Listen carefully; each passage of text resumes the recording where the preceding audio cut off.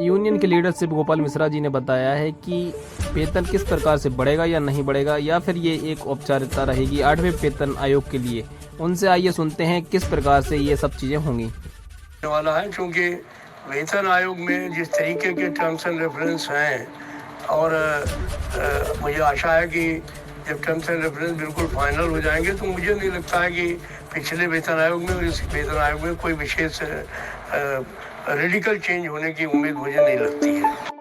देखिए, शिव गोपाल मिश्रा जी ने बताया है कि मुझे नहीं लगता है कि 7वें वेतन आयोग के अनुसार ही 8वें पे कमीशन में कोई वृद्धि हो सकती है।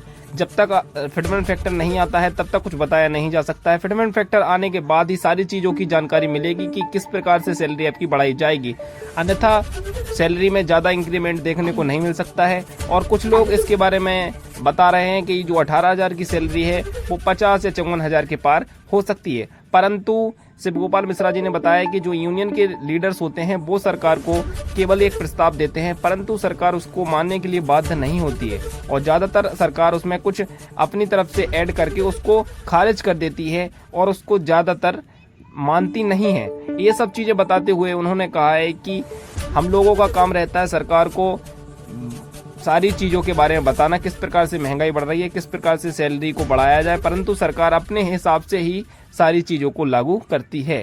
आगे और सुनते हैं क्या क्या बताया है शिव गोपाल मिश्रा जी ने। फाइनली सोचने का काम करेंगे, इसमें हम यूनिट्स भी तय करने का काम करेंगे, तो ये सारी तमाम चीज़ें जो हैं टर्म्स एंड रेफरेंस में आती हैं। अब कुछ हमारी डिमांड्स भी होती हैं टर्म्स एंड रेफरेंस में, तो टर्म्स एंड रेफरेंस का जब नोटिफिकेशन हो जाता है तो वो सारी चीज़ें सामने आ जाती हैं। वेतन आयोग में सबसे ज़्यादा इम्पोर्टेंट होता है फिटमेंट फैक्टर, क्योंकि फिटमेंट फैक्टर के आधार पर ही सैलरी बढ़ाई जाती है।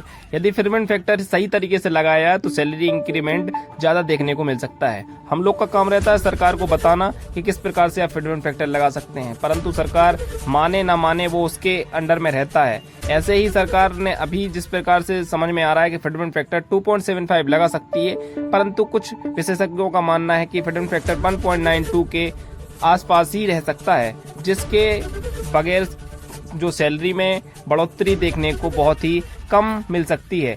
यदि फिटमेंट फैक्टर 2 के पार लगाया गया तो ही सैलरी में कुछ इंक्रीमेंट देखने को मिलेगा, अन्यथा सैलरी ज़्यादा कुछ बढ़ने वाली नहीं है।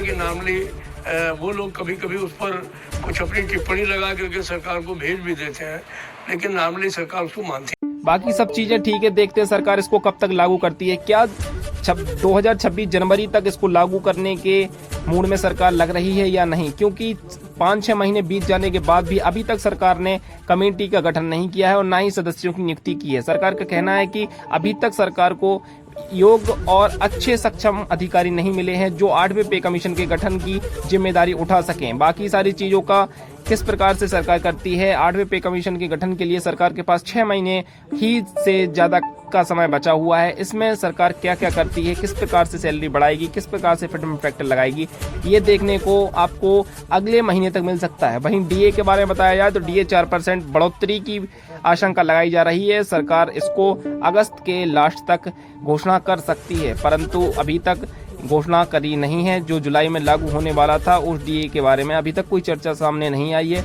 जिस प्रकार से सरकार अभी तक डिले कर रही है, लगता है कि सरकार इसको अगस्त के लास्ट या सितंबर तक इसको पहुंचा सकती है।